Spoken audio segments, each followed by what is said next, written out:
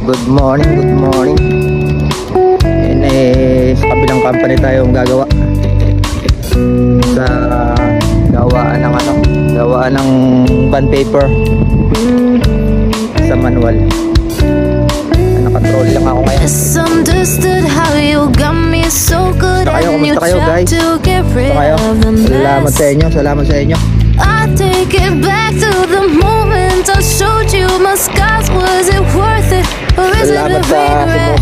sa akin yan. Sa mga sumusupport sa akin yan. Salamat. Maraming salamat sa inyo guys. Kumusta kayo? Shoutout sa inyo guys. And it's so high.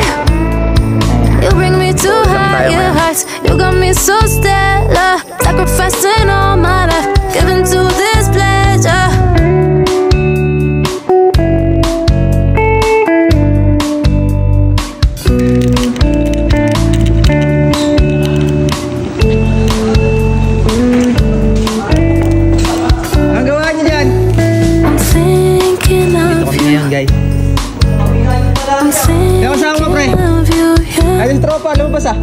I'm thinking of you.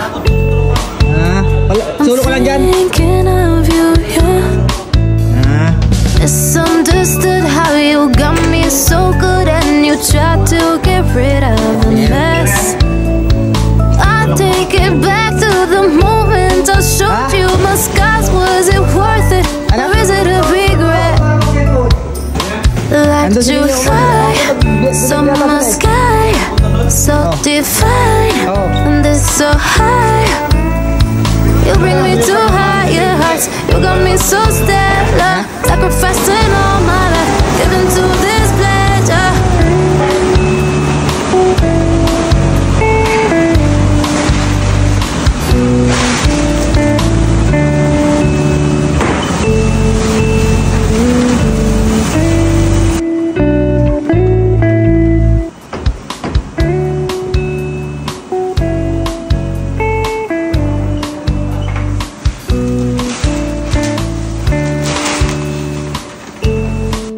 Ayan guys, umpisa na kami sa aming trabaho. Ayan, nagsalang na si Parang Jake ng bond paper. Ganyan siya kalapad pag hindi pa napuputol-putol. Ayan, makikita nyo mamaya kung gaano siya nakalaki pag naputol na siya. Ganyan na lang guys sa aking video dyan. Ayan o, sinalangan na niya. Ang talas ng blade niyan guys. Ayan yung pamputol namin. Ayan o, sobrang kapal niyan guys. Tingnan nyo kung gaano katalas yung kal niyan. Gano'ng katalas yung kal na ginagamit yan sa pagputol ng bond paper na yan. Yan mo gano'ng siya kakapal oh. Diba? Ayan, grabe kapal yan. Sobrang talas niya yung blade na yan, yung ano niya, kal niya. Nasa ilang kilo nga ba, hindi ko alam kung ilang gano'ng kabigat yung ano na yan, yung kal na yan. Tingnan mo gano'ng katalas yan ha. Pag makikita dyan kung paano yan maputol. Ayan, pinutol na niya na. Ayan o, umpisa niya na yan. Diyan, natin ako pinutol na. Ayan o. Ayan o, gano'ng katalas yan o. O diba? Gano'ng kabigat yung kal na yan. Ayan siya guys, paano putulin yung bond paper. Ito yung manual nga pala no. Meron kaming automatic pero hindi kaya itong ano na to. Hindi kaya sa automatic eh. Yung bond paper na yan, masyado siyang manipis. Yung bond paper na yan. Yung isa naming automatic na machine, makakapal lang ano dun, makakapal lang ginagamit na bond paper.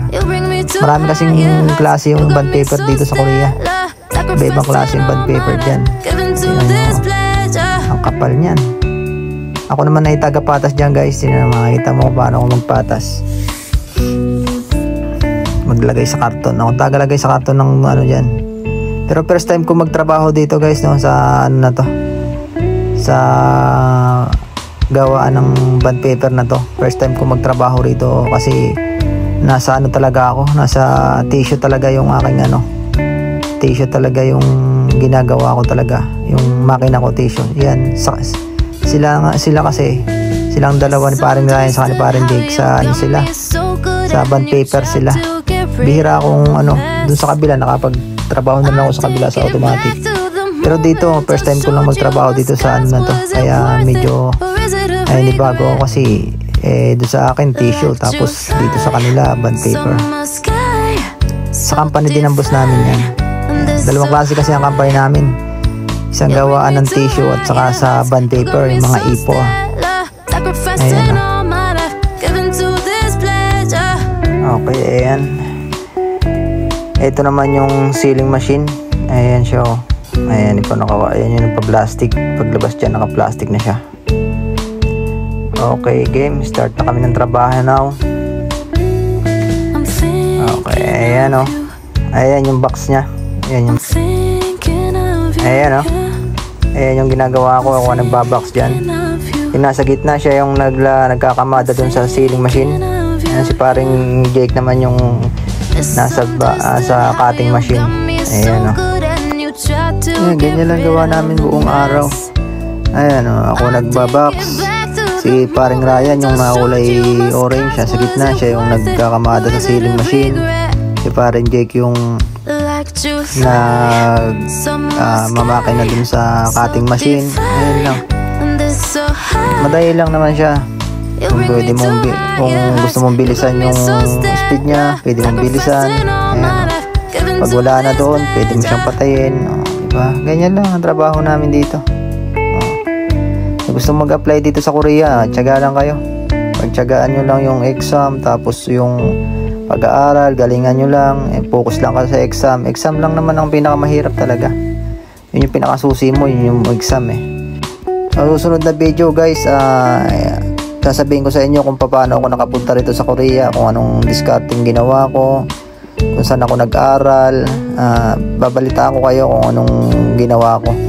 Para marami kasi nagsasabi sa akin, paano ka nakapunta dyan?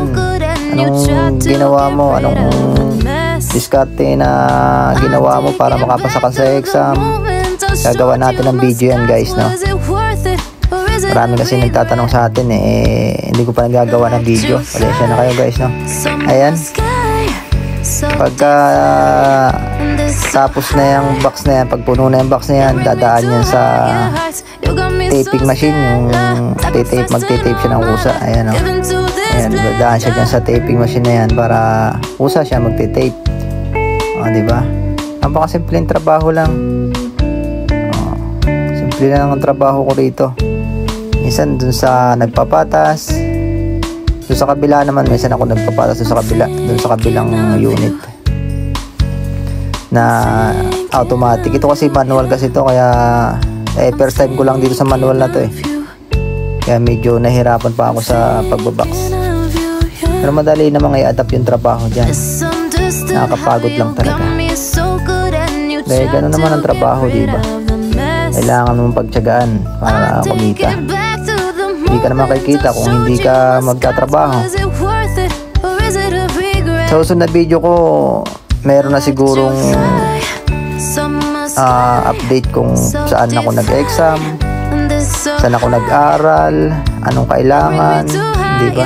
Bibigyan natin ng video yan sa susunod na vlog ko. Abangan nyo yan guys, kasi ang dami nag-PPM sa akin kung paano daw ako nakapunta rito Ayan. Diba? Ganyan ang trabaho namin dito, napakasimple lang sa gawaan ng bond paper. Pero usually talagang sa tissue talaga ako. Ayan guys, pagkatapos matapan, kakamada ko naman siya. Bali 5 patong ang isang isang paleta, 5 patong na ganyan box. Isa nga pala, maraming salamat sa inyo guys, no, sa mga sumusuporta sa akin, no, sa YouTube channel ko. Maraming salamat sa inyo. Sana suportahan nyo pa ang aking YouTube channel, no, para kahit pa paano umangat tayo, no.